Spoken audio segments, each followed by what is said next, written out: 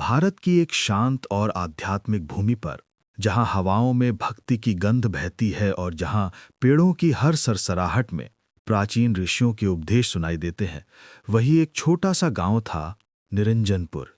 गांव के लोग सरल, सत्प्रवत और परंपराओं के अनुगामी थे। किंतु पिछले कुछ समय से गांव के कई घरों में अशांति, आर्थिक रुकावटें और अनचाहे विकार बढ़ते जा रहे थे।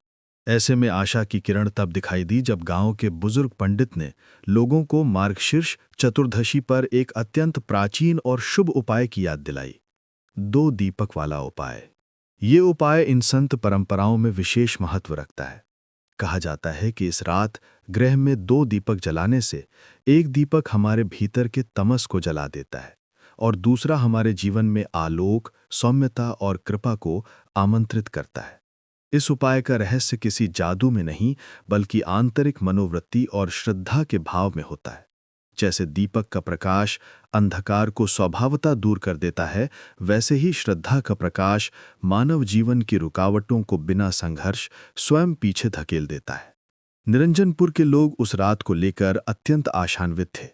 सूर्य अस्त होने लगा था, क्षितिज पर हल्का लाल सुनहरा रंग बिखर गया था, मानो आकाश स्वयं भी इस पावन रात के स्वागत में दीपमालिका धारण कर रहा हो। वातावरण की शांति में एक सूक्ष्म ऊर्जा घुल गई थी, जागरण की, परिवर्तन की और कृपा की। ऐसा कहा जाता है कि मार्गशीर्ष चतुर्दशी की ये रात्रि मात्र एक तिथि नहीं होती, बल्कि एक चेतना होती है। ऋषियों ने इसे साधना, दान और दीपक के माध्यम से आत्मशुद्धि का श्रेष्ठ समय माना है। भगवान श्री कृष्ण ने भी गीता में कहा है कि किस समय, किस साधन के माध्यम से मनुष्य अपने जीवन का परिवर्तन आरंभ कर सकता है, ये उसकी श्रद्धा पर निर्भर करता है। श्रद्धा ही संकल्प को बल प्रदान करती है और संकल्प ही जीवन का मार्ग बदलता है। गांव के हर घर में नियम पूर्वक 2 दीपक सजाए जाने लगे।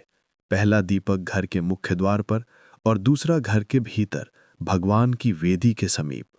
पहला दीपक बाहरी बुराइयों, द्वेष, भय, अज्ञान और बाधाओं को रोकता है। दूसरा दीपक भीतर की शुद्धि, प्रेम, आनंद और आध्यात्मिक जागरण को जागृत करता है। इन दोनों दीपों का संगम घर में ऐसा वातावरण तैयार करता है जिसमें सकारात्मक ऊर्जा सहज रूप से प्रवाहित होने लगती है। गांव के केंद्र में स्थित पुरातन शिवालय में महाआरती की तैयारी चल रही थी। शिवालय के पत्थरों पर तेल के दीपकों की कतार जगमगा उठी थी और देवदार की सुगंध वातावरण को सुशोभित कर रही थी।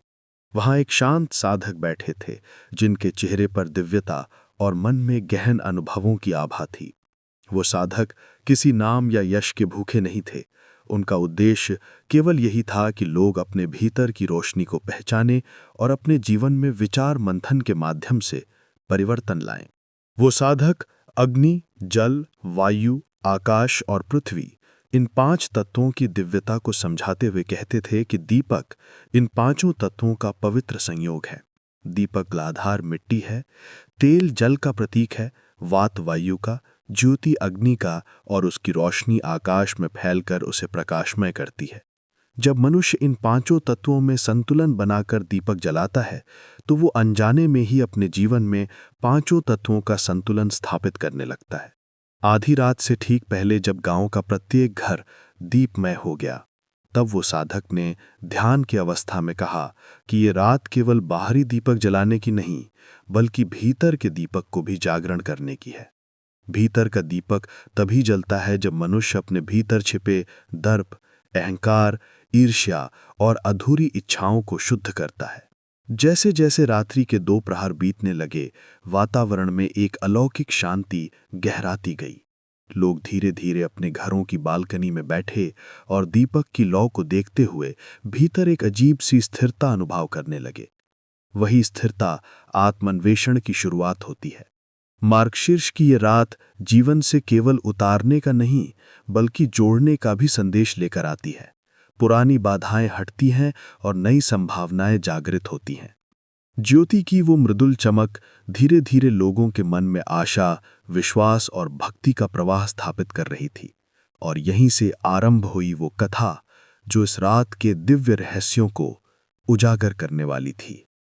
मार्गशीर्ष चतुर्दशी की वो पवित्र रात्रि अपने मध्य भाग में प्रवेश कर चुकी थी। गांव निरंजनपुर के हर द्वार पर जलते 2 दीपक अपनी शांत और स्थिर आभा के साथ वातावरण को एक अलौकिक ऊर्जा से भर रहे थे। ये केवल प्रकाश नहीं था, ये एक सूक्ष्म संदेश था, एक ऐसा संदेश जो हर मानव हृदय में सोई हुई चेतना को धीरे धीरे स्पर्श करता है और भीतर तक पहुंचकर मन के अंधकार को पिघलाता जाता है। इस आध्यात्मिक क्षण में वो मृदुल साधक जो शिवालय के निकट बैठे थे, अपने ध्यान की गहराई में उतर चुके थे। उनके मन में एक ही भाव था कि किसी भी तरह से गांव के लोगों के भीतर आत्मिक जागरण का दीप प्रज्वलित करना। वे जानते थे कि बाहरी दीपक का वास्तविक प्रभाव तभी होता है जब मनुष्य अपने भीतर के विकारों पर भी प्रकाश डालता है। काले अंधकार से घिरे मन को प्रकाश तक पहुंचने के लिए 2 दीपक चाहिए, एक बाहरी और एक आंतरिक। रात की नीरवता में जैसे जैसे दीपक की लौ स्थिर होती जा रही थी, लोगों के विचार भी स्थिर होने लगे। ये स्थिरता ही मन का पहला शोधन है। अतीत की चिंताएं, भविष्य का भय, वर्तमान की उलझनें, सब इस स्थिर लौ के सामने धीरे धीरे धुंध की तरह विलीन होती जा रही थीं। प्राचीन धर्मशास्त्रों में कहा गया है कि दीपक की लौ चारों दिशाओं में संदेश देती है। पूर्व दिशा की ओर प्रकाश ज्ञान का प्रतीक है, दक्षिण दिशा की ओर प्रकाश कर्म का संतुलन सिखाता है, पश्चिम दिशा में प्रकाश मोह और भ्रम को दूर करता है और उत्तर दिशा की ओर प्रकाश आध्यात्मिक उन्नति का द्वार खोलता है। जब एक साधक 2 दीपक जलाता है, एक बाहर और एक भीतर, तो वास्तव में वह चारों दिशाओं में संतुलित जीवन का संकल्प करता है। इस संकल्प में एक अद्भुत ऊर्जा छिपी होती है जो धीरे धीरे व्यक्ति के जीवन में परिवर्तन की लहरें उत्पन्न करती है। इस रात गांव के प्रत्येक घर में ऐसा ही कुछ हो रहा था। लोगों के मनों में वर्षों से जमा नकारात्मकता, भय और असुरक्षा दीपक की शांति के सामने पिघलने लगी थी।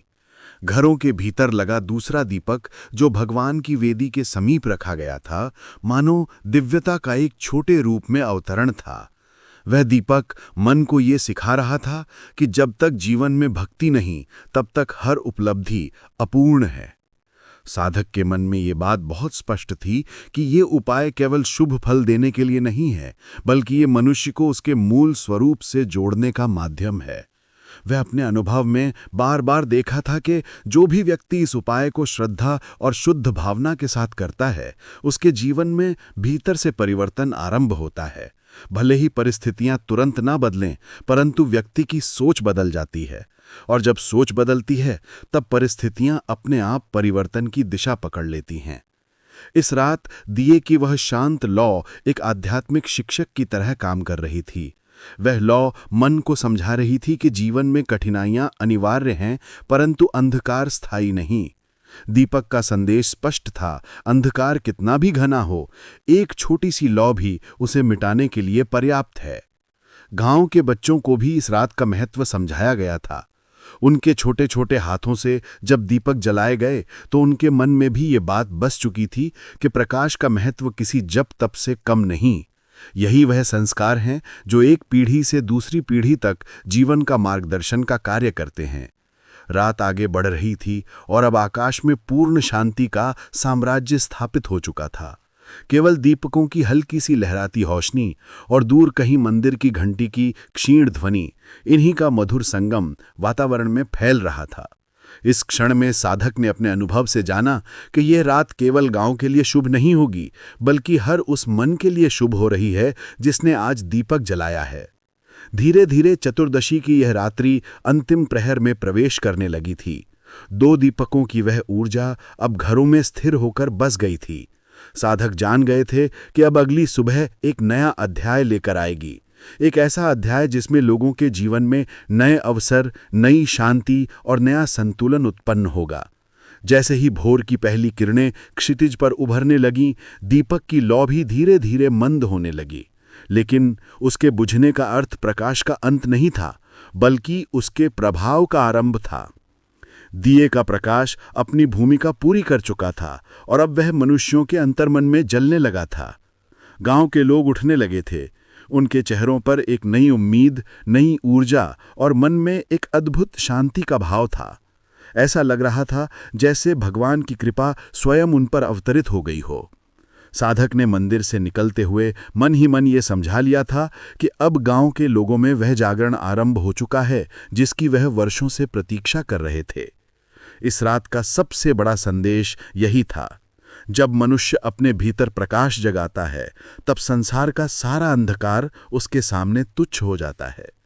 2 दीपकों का यह उपाय केवल रात्रि के लिए नहीं था, यह मनुष्य को सिखा गया था कि जब भी जीवन में अंधकार बढ़े, जब भी मन दिशा खोने लगे, जब भी भय हृदय पर भारी हो जाए, तब 2 दीपक हमेशा जलाने चाहिए, एक दीपक बाहर और एक भीतर, एक दीपक आशा का और एक विश्वास का, एक दीपक श्रद्धा का और एक आत्मज्ञान का।